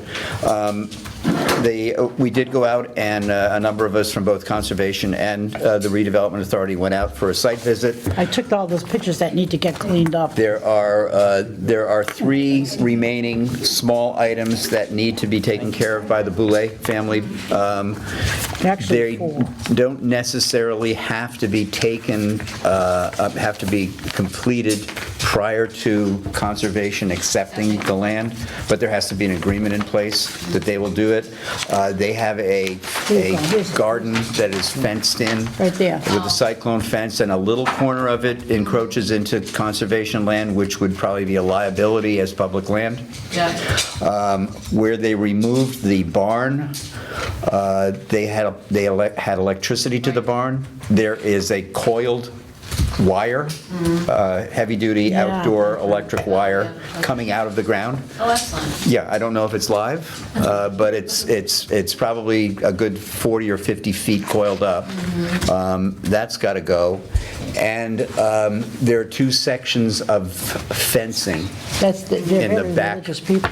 back part that is on the town-owned land, as opposed to being on their property, the end of their property. So those are the 3 items that need to be taken care of. Can I add 2 more? I got pictures. Well, I Okay. just wanted to make sure that, because the question had come to me about why I hadn't transferred the property yet, and I said, no, because the Conservation Commission hasn't accepted it. Right, yes, and the next step is to contact the Boulets. I did just get the email address from Sharon. Okay. So I'm going to be writing an email to them, just saying this is what you're going to have to remediate Yeah. before, at some point. Right. But I believe that we do have a discussion on this on the Concom meeting, which is on the 20th Okay. of September. okay. That's our next meeting, Great. and it's going to be a discussion and possible vote. Right, the Concom could decide that they wanted to give them a license for that corner of the garden. Those are not easements, they are revocable at any time. You could potentially do that if you felt that. Oh, I'm more concerned, my concern is that it is a little bit raised above the natural slope of the land. Yeah. And there are, it seems to be held in place by rocks. Oh, okay. So it's on a hill, and if this is going to become public property Yeah. that people can use to hike, I just worry about it as being a potential hazard. Yeah, that makes So sense. I'd rather have it gone. Yeah. And they can go right to the property line. Yeah. And so, what else did you have?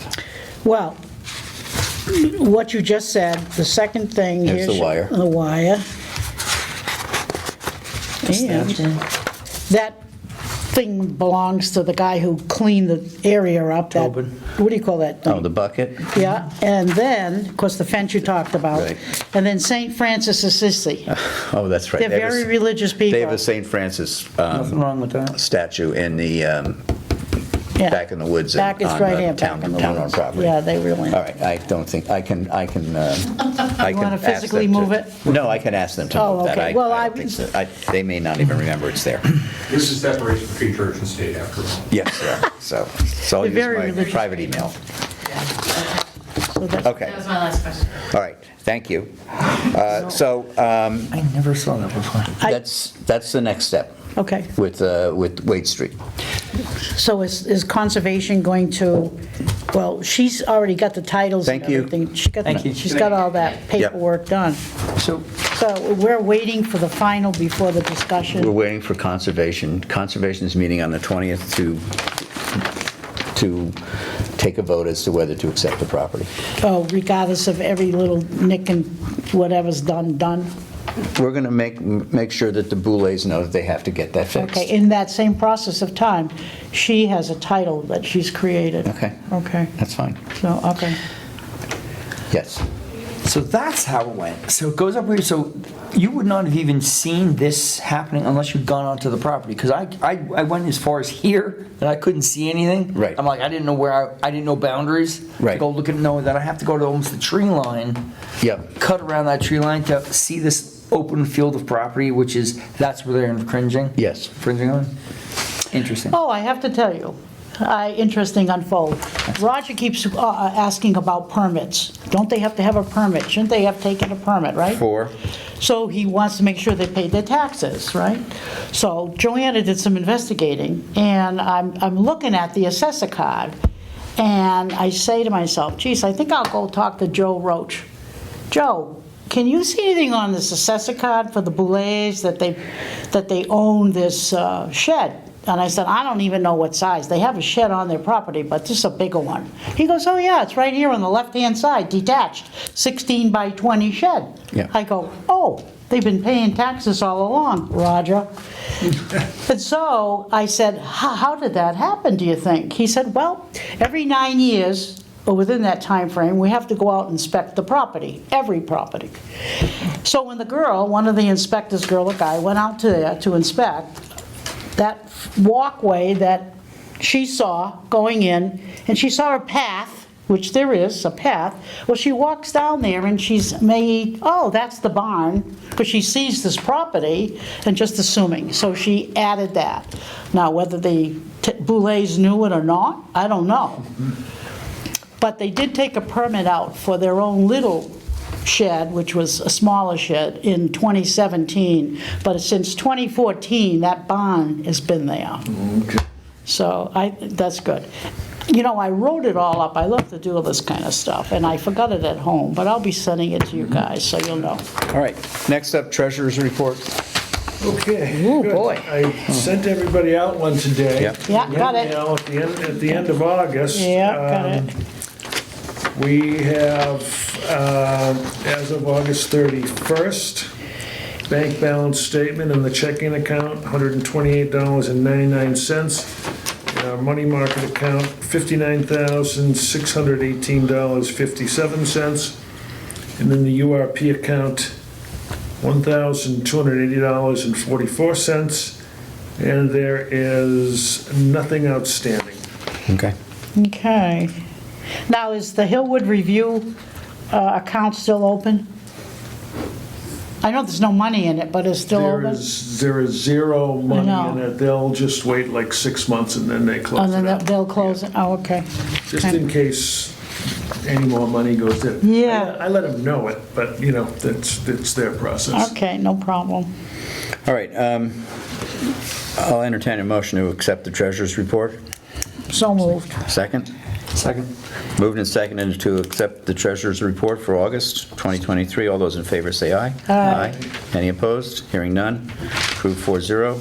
Topics not anticipated 48 hours in advance of the meeting. Roger sent me an email asking about Indian Street, which runs between Main Street and Rochester, where they're building approximately 8 or 10 new homes. And in doing so have made it a little bit more difficult for people to park on the side of the road and use the conservation land that's out there for hiking. Oh. And Trails. Roger's question was basically, what can we do about it? And the short answer is nothing. Well, not necessarily us. As it was developing in my head, you sit on two places. So I realized that it wasn't really an RDA, technically an issue, but more probably conservation. But then, we're looking at these properties being built. This land is going out there. They're doing. The mere fact they're doing things without even telling the town, because they blocked off the whole road the other day, and I'm like, you can't just block the road while you're moving stuff around. You have to have a detail out there. And they were parked. There were a couple trucks sitting there parking in the area where you go for the park, and there's people riding down the bicycle that were trying to get in there, and then they frustrated, threw their hands up. I'm like, and that's when the formulation of what I sent you came out, because I'm like, this shouldn't be happening. Those things that you mentioned should go directly to the building inspector, because he's in charge of the permit that was given to build that. And if they're blocking roads and if they're blocking access to public land from the community, then he's got to get out there and tell them to do something different. As far as future is concerned and what can be done more about that is that Carver owns conservation land there along, what's the guy's name? Brook. Anyway, there's a small stream there. The adjoining land to that was Clark Griffith's, and he sold that or donated it to the Buzzards Bay Coalition. And so they are now in the process of developing a plan for all of the property they inherited from Clark, which includes the property across from the boat launch on Lakeview that continues through to South Main Street adjacent to the South Carver Fire Department, and also about a 6 or 7 acre parcel on Indian Street that abuts Carver-owned conservation land. So that land, because they're starting to develop, there's a bog there that I guess they're starting to cut up, and I see 2 for sale signs out there now. So they're cutting up this piece of land. But what they did is basically, there's a huge stretch of land on that road that, what is that, Bay State, or is that, there's signs posted on it that belong Buzzards Bay Coalition. Buzzards Bay, those are the ones that are stamped in Could on be. those trees. I thought it was something else, but okay. But It may basically, that's protected land, and they're cutting the line straight down, and they're taking everything they can out of there. So, Then The Carver Conservation Land and the Buzzards Bay Coalition land is on the opposite side of the street of where the houses are being built, Right, down the road a little bit. towards on the curve. Rochester. Towards Rochester, but they're selling that land now too, and they're cutting it and stripped it. So technically, anything, you're also changing the way the water's gonna flow and how it's gonna land, because now that's gonna be stripped. So if you continue down the road to where that land is that you're saying is that Buzzards Bay, Yeah. right as it breaks, there's a bog on the right-hand side. There used to be a bog that was a little bit left unmaintained. They're trying to mill, you see the machines there now, and across the street was, looked like a marshy portion of land where there was a machine, some of their machines over there. And now it's being gutted out, and you can see it's for sale. So they're taking the land there, but the point is, on conservation land, they're really cutting the line really short, not giving any runoff. Let You me should ask take a a look. question. This town meeting we just went to, they approved recreation sites where they're supposed to leave 10 feet. There's a map on, I just happened to look at it. Yesterday I was, grazing through the town meeting we just had, and I saw this map, and it has all these sites. These are sites to visit. I assume these conservation sites. I'll have to look at. Do you have a copy? Did you go to the town meeting? Well, I didn't get the whole thing. But there's a map there that says, it's supposed to, there was these laws that they created. You're supposed to leave 10 feet or something like that off the road, or something about the road. You can't block it or something. I don't know. You're looking at GPS right now? I'm looking at the Google Maps, huh? Google Maps. It doesn't really show the delineation. It just shows the Indian Street Recreation Area, but it doesn't have any Yeah, borders. you go down the road a little bit. I see the bog. Yeah. And, that's a square bog that looks like it's gone fallow.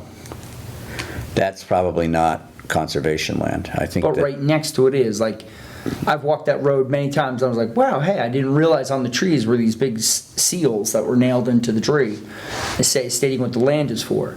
And then it was plush, granted, not land that you'd be using, so sand and hilly, kind of ugly anyway. But then I've noticed it's been stripped and gutted away. So, and then now I see for sale signs. So, Oh, not good. all right. I'm going to Well, look at that think about, map I mean- again. That's a road trip. yeah. Okay. Let me have your email address, so I'm going to send you those pictures. I can give you those pictures from the town Use the one in meeting. Carver right now, right? What? Use the town email. Oh, okay. Yeah, he's on the emails that I sent Okay, today. okay. Okay. So, all right. Wow. Let me go take a look at that. I haven't been down Indian Street in a while. And I can, it's something we can discuss at the Concom meeting on the 20th. Because when it rains, the angle of the road becomes, gets filled. And then if some of that land that captured that water is no longer going to be there anymore, you're going to see the flood area on the other side that fills up with the water be overflowing. So it's like, what's the potential of what's going to happen here? Oh, that's not good. Sounds like conservation should be keeping an eye on that. Yeah, I like whistleblowers. Don't use that term. Be careful. If there's no, if the area that they're building homes on or clearing is not within 100 feet of a wetland, then they have no reason to come to conservation, and conservation has no jurisdiction. So I'm just that's asking the issue. questions. Yeah, I know you are, but that's, It's safe to a lot of the, there's a lot of gray area in conservation. Our bylaws state that the role of the conservation is to protect the water. Okay. But there's a lot more protection that, there are a lot more sources that can get into our water that are outside the jurisdiction of what the state allows conservation to Right, true, yeah. rule on. Right. And, there are people who, Especially these vernal pools. vernal pools are important. That's right. Never mind that this is an agricultural town and there's a lot of leeway given. I know. Any- Well, We won't go there.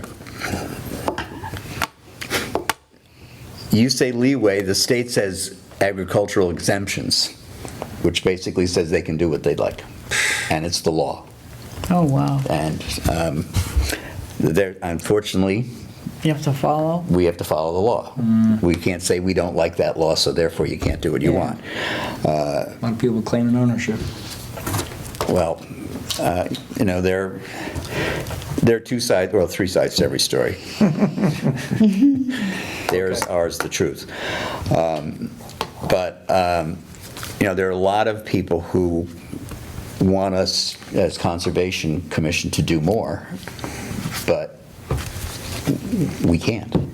We can't go in there and say, you can't do this, because it's not within our jurisdiction. So if the state has a law and the local decides to change or tip it some way, and it passes, you can't say, the state comes back to you and says, no, you can't do that? The only changes that local towns can do to state law is make them stricter. Oh, stricter. Yep, you Oh. can't loosen them. Oh, okay. So, for instance, the state has a 50-foot buffer zone where a variance is required for building a structure within a wetland. Carver's is 65 feet, and is not just building a structure, it's any alteration at all. Oh, okay. So that, in that respect, Strengthen it's it. stricter, Yeah, stricter, okay. but it doesn't apply to a cranberry grower because of the exemption that's in the state law. Oh, okay. So, That's why you're on the committee. it's you're constantly weaving your way through Oh, yeah. through what the laws are. Anyway, moving on. Members' notes. Anybody? Pat? Anything? All set, thank you. Set. Said enough. Okay, me too. Minutes we'll get to at our next meeting. We have to do August 1st and June, what was it, June 26th? I think it was the 26th. Yeah. June 26th, and we'll have to do tonight's as well. So we'll have 3 sets of minutes to look at our next meeting. And when would we like that meeting to be? Well, where are we now? We're on September 5th. Yeah. So 4 weeks from tonight is the 3rd of October. It's a Tuesday night. Okay. 3rd, okay. 3rd of October? Yeah, is everyone good with that? Yeah. Sounds good. All right, so RDA, it's 6:30, is it? 6:30, 10, 3, I'll get a room. Oh, no, you can get a room. Yeah, I now. can get a room. You're yeah. the chair. Yeah. Both get it. I wasn't going to say anything. Good for you. Don't put that in there. Oh, it's in there. It's on TV. Okay. So unless anyone has anyone else, I'll accept a motion to adjourn. So moved. Adjourn. Second? Second. All right, it's been moved and second to adjourn. All those in favor say aye. Aye. Aye. Any opposed? Hearing none, we're out. Thank you, Area 58.